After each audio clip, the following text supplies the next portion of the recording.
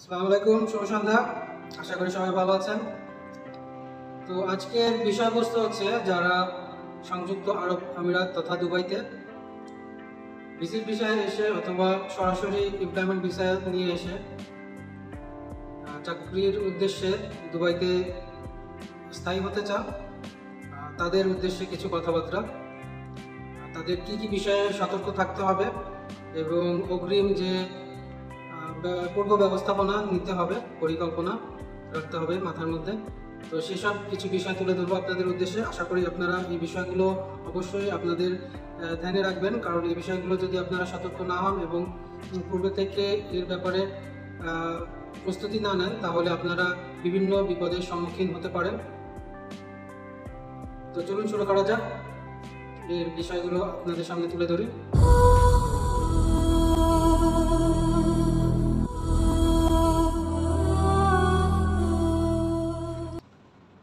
তো আপনারা জানেন যে দীর্ঘ অনেক বছর দুবাই তথা সংযুক্ত আরব আমিরাতের বাঙালিদের অর্থাৎ বাংলাদেশিদের ভিসা বন্ধ থাকার পরে বাংলাদেশিদের ভিসা চালু আছে বর্তমানে। কিন্তু ভিসা চালু হলেও সেটা কিছু স্টেপ বাই স্টেপ কিছু পদ্ধতিগত নিয়ম আছে। যেমন শুধুমাত্র দুবাইতে সরাসরি এমপ্লয়মেন্ট ভিসা বাংলাদেশ থেকে নিয়ে আসতে পারে, কিন্তু আরব আমিরাতের অন্যান্য যে স্টেটগুলো আছে যেমন আবুধাবি, শারজা, রাসেল খাইমা, উমাল কৈয়ান, ফুজেরা, আলাইন, এসব স্থানে সরাসরি এমপ্লয়মেন্ট ভিসা বাঙালিদের অর্থাৎ বাংলাদেশিদের এমপ্লয়মেন্ট ভিসা দেওয়া হয় না। কেউ যদি ইমারাতে এসে এমপ্লয়মেন্ট ভিসা পেতে চায়, সেক্ষেত্রে তাদেরকে ভিজিট ভিসায় প্রবেশ করতে হয়, তারপরে গিয়ে ভিসা ট্রান্সফার করে এমপ্লয়মেন্ট ভিসা নিতে হয়। শুধুমাত্র দুবাইতে এমপ্লয়মেন্ট ভিসা চালু আছে, তাও যদি কোনো কোম্পানি সরাসরি দিয়ে থাকে কাউকে এমপ্লয়মেন্ট ভিসা, সেক্ষেত্রে সে এমপ্লয়মেন্ট ভিসাতে আসতে পারে। অন্যথায় ভিজিট ভিসায় এসে তারপরে ভিসা ট্রান্সফার করতে হয়। তো আপনারা ভিজিট ভিসায় আসুন বা এমপ্লয়মেন্ট ভিসায় আসুন, আপনাদেরকে কিছু বিষয় মাথায় অবশ্যই রাখতে হবে এবং এই বিষয়গুলো খুবই গুরুত্বপূর্ণ। আর তা হচ্ছে এক এক করে আপনাদেরকে জানিয়ে দিই।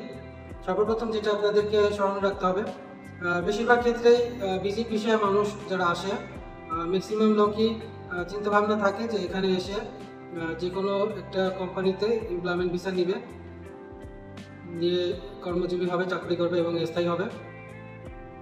তো সেই ক্ষেত্রে আপনাদের মাথায় ধ্যান রাখতে হবে এই কথা যে ভিজিট ভিসায় আসলে কোনো মেডিকেলের প্রয়োজন পড়ে না, কিন্তু যখনই আপনি ভিজিট ভিসা এখানে চাকরি করতে উদ্দেশ্যে ভিজিট ভিসা নিয়ে আসবেন, তো সেই জন্য আপনাকে অবশ্যই medical full body check up এবং তার মধ্যে বিশেষ কিছু জিনিস আছে যেগুলো মেডিকেল এখানে করা হয়।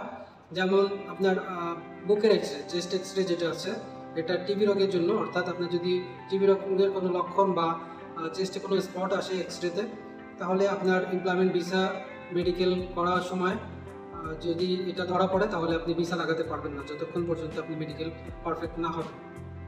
আরেকটা বিষয় সেটা হচ্ছে ব্লাড টেস্ট। ব্লাডে যে কয়েকটা জিনিস চেক করে, তার মধ্যে খুবই গুরুত্বপূর্ণ হচ্ছে কারো যদি জন্ডিস থাকে, যে লেভেলেই থাকুক না কেন, সেটা কারো জন্ডিস থাকলে অথবা হেপাটাইটিস বি থাকলে তার এমপ্লয়মেন্ট ভিসা লাগবে না। অর্থাৎ মেডিকেলেই আপনি আনফিট হয়ে গেলে তখন আর আপনার ভিসা লাগবে না। সেক্ষেত্রে মেডিকেলে 3 দফা চান্স দিয়ে থাকে টেস্টের জন্য। প্রথম দফা ফেল আসলে বাকি 2 দফা 1 মাস বা 15 দিন ব্যবধানে আপনি আবার মেডিকেল করতে পারেন। কিন্তু প্রথমবার যা ধরা পড়ায়, দ্বিতীয় এবং তৃতীয়বারও সেই একই জিনিস ধরা পড়ার সম্ভাবনা থাকে। যার দরুন আপনাদের যদি কারো হেপাটাইটিস বি বা জন্ডিস থাকে, তাহলে সেটা বাংলাদেশে পরীক্ষা করে আসবেন। তো বিশেষ করে এই 2টা বিষয়, চেস্টের এক্সরে, যে চেস্টে কোনো স্পট আছে কিনা,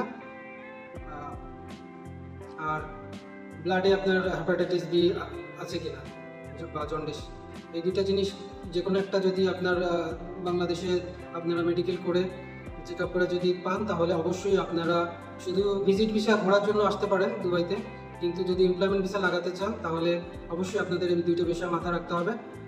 নয়তোবা আপনারা যখন ভিসা লাগাতে যাবেন, আপনাদের ভিসার টাকা খরচ হবে কিন্তু আপনাদের ভিসা লাগবে না। অর্থাৎ ভিসা যদি না লাগে তাহলে অবৈধভাবে এই দেশে বসবাস করতে হবে, নয়তোবা বাংলাদেশে এর ধরুন ফেরত যেতে হবে। ঠিক আছে? তো এই বিষয় 2টা অবশ্যই আপনাদের মাথায় রাখবেন। কারণ বাংলাদেশে মেডিকেল চেক আপ করতে সর্বোচ্চ 4-5 হাজার টাকা খরচ হবে, শুধু এই 4-5 হাজার টাকা বাঁচাতে গিয়ে আপনি যে লাখ লাখ টাকা আপনার ভিসার যে নষ্ট করবেন, এখানে ভিসাও লাগবে না, বা অবৈধভাবে এখানে ইমারতে অবস্থান করবেন, সেটা অবশ্যই সুখপ্রদ নয়। কারণ বর্তমানে ভিসা চালু থাকাতে যে পরিমাণ লোক, কয়েক লক্ষ লোক প্রবেশ করেছে বাংলাদেশ থেকে ইমারাতে, সংযুক্ত আরব আমিরাতে, তো যার দরুন এখানে কর্মসংকটও দেখা দিয়েছে। যারা পুরনো আছে তাদের ক্ষেত্রেও নানান সুবিধার সম্মুখীন হতে হচ্ছে, এবং নতুন যারা আসছে তারা তো এইসব সমস্যার সম্মুখীন হচ্ছে।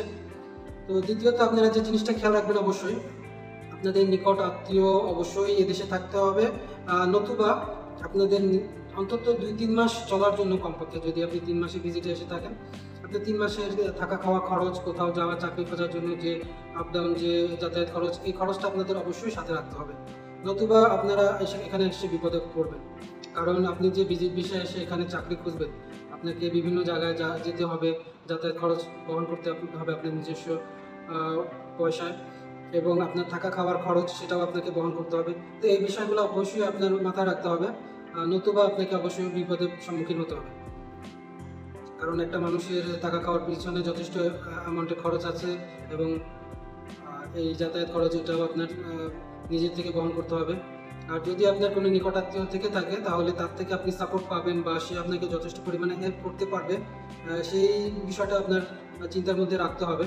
শুধু নিকটাত্মীয় থাকলেই হবে না, সে যে আপনাকে সাপোর্ট করতে পারবে, বা তার ওই অ্যাবিলিটি আছে আপনাকে বহন করার, বা তার সাথে আপনি কথা বলে আসবেন যে হ্যাঁ তুমি কি আমাকে সাপোর্ট দিতে পারবা, বা এই বিষয়ে তুমি আমাকে সাহায্য করতে পারবা, সেরকম একটা মোটামুটি নিশ্চয়তা, গ্যারান্টি বললে ভুল হবে, কারণ সবাই সব কিছু গ্যারান্টি দিলেও সেটা ঘটনার প্রেক্ষিতে অনেক কিছু পরিবর্তন হয়, কিন্তু আপনাকে আর্থিক একটা সাপোর্ট দিতে পারবে, সেটার একটা কথাবার্তা বলে আসাই আমার চিন্তাভাবনা থেকে বেটার হবে আপনার জন্য, নতুবা আপনাকে পরবর্তীতে বিপদের সম্মুখীন হতে হবে এখানে। কারণ আপনি আসা মাত্রই যে আপনার জন্য জব রেডি থাকবে, আপনি জব পেয়ে যাবেন এমনটা ঠিক না। আর যদি পানও, সেক্ষেত্রে আপনার যথেষ্ট সময় এর পিছনে ব্যয় করতে হবে জব খোঁজাখুঁজির ক্ষেত্রে, বা কোথাও যদি আপনার সিলেকশন হয়ও, তাহলে তাতেও একটা সময় লাগে ভিসা প্রসেসিংয়ে, বা প্রথম কয়েক মাস আপনার নিজস্ব খরচে আপনাকে থাকতে হয়। তো সর্বোপরি এই দুটো বিষয়ে অবশ্যই আপনাদের খুব গুরুত্ব সহকারে চিন্তাভাবনার মধ্যে রাখতে হবে। আর বাকি যে অন্যান্য বিষয় যেগুলো আছে, সেগুলো খুব বড় না হলেও এই বিষয় দুটো খুবই গুরুত্ব সহকারে আপনাদের ধ্যান রাখতে হবে। তো এই হলো আজকের এ পর্যন্তই। তো আশা করি সবাই ভালো থাকবেন, সুখে থাকবেন, আর এইসব বিষয়ে আপনাদের মাথায় রেখে তারপরে আপনারা দেশের বাইরে আসার উদ্দেশ্যে পাড়ি জমাবেন। হোক তাতে ইমারাত বা দুবাই তথা অন্যান্য দেশের ক্ষেত্রেও আপনাদের এই চিন্তাভাবনাগুলো অবশ্যই ধ্যানে রাখতে হবে। আপনারা এটা ভাববেন না যে ভিজিট ভিসা গেলাম বা ওখানে গিয়ে জব অ্যাভেলেবেল আছে, আমরা ঢুকে পড়লাম। আসলে সারা পৃথিবীতে এখন একটা মন্দা ভাব আছে, বিশেষ করে চাকরির ক্ষেত্রে। তাছাড়া এর পাশাপাশি তো খাদ্য সংকট, তারপরে অন্যান্য সংকট তো তৈরি হচ্ছে। করোনার পর থেকে তো বিভিন্ন সংকট, তারপরে যুদ্ধ অবস্থা বিভিন্ন দেশে, তো বিশ্বে একটা সংকটের মধ্যে দিয়ে আমরা অতিবাহিত করছি। আশা করি আল্লাহ অতি দ্রুত আমাদেরকে এসব বিপদ থেকে রক্ষা করবেন, এবং সবাইকে সুখে সমৃদ্ধিতে বসবাস করার জন্য তৌফিক দান করবেন। তো সবাই ভালো থাকবেন, সুখে থাকবেন, আমার জন্য দোয়া করবেন। আল্লাহ হাফেজ।